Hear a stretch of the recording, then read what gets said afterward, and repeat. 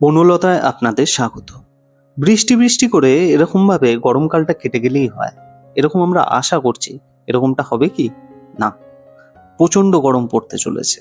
আর এই সময় আমরা এই গোলাপ গাছে কি পরিচর্যা নেব সেই নিয়েই আজকের এই ভিডিওটা ছোট্ট একটা ভিডিও, তাই শেষ পর্যন্ত দেখুন, কিছু জানতে পারবেন। আর এই সময় দেখুন আমার গাছে কিন্তু প্রচণ্ড পরিমাণে কুঁড়ি ধরে আছে, ফুল ফুটে আছে। এই সময়টা কিন্তু এই ফুল নেওয়ার সময় কিন্তু নয়। এই সময়টা গাছের জন্য একটা রেস্টিং টাইম। এই সময় কিন্তু আমরা এই ফুলগুলোকে কেটে দেবো।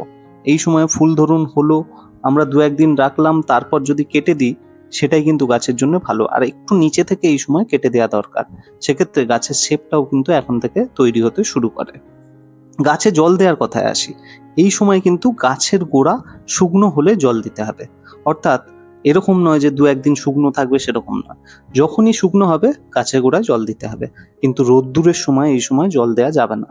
আর টবের গাছের ক্ষেত্রে একটা স্পেশাল পরিচর্যা করতে হবে, সেটা হলো যদি সম্ভব হয় এরকম গ্রিন নেট অথবা যে জায়গায় ছাওয়া আছে সেই জায়গায় কিন্তু গাছকে সরিয়ে দিতে হবে।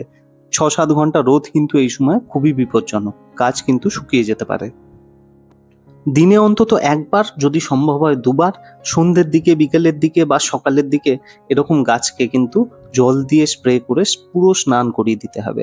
আর 15 দিন ছাড়া বা 20 দিন ছাড়া একবার করে ইপসম সল্টের জল দিয়ে এইভাবে আপনারা গাছকে কিন্তু স্নান করিয়ে দেবেন পুরো।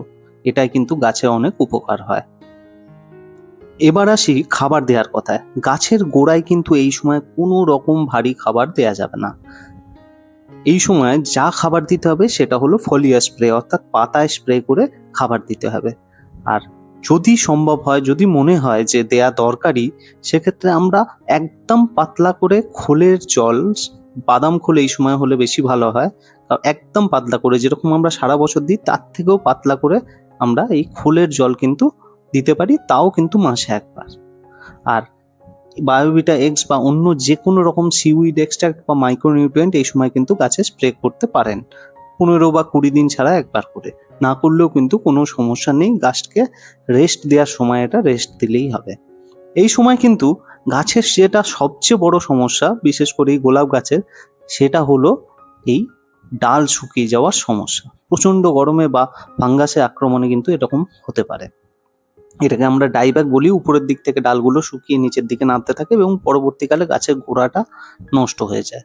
তাই যেখান থেকে শুকিয়েছে তার বেশ খানিকটা নিচে, অর্থাৎ যেখানে কাঁচা ডাল আছে তারও খানিকটা নিচে থেকে আমাদের এই ডালগুলো কেটে অবশ্যই সেই জায়গাতে ফাঙ্গিসাইড অ্যাপ্লাই করতে হবে।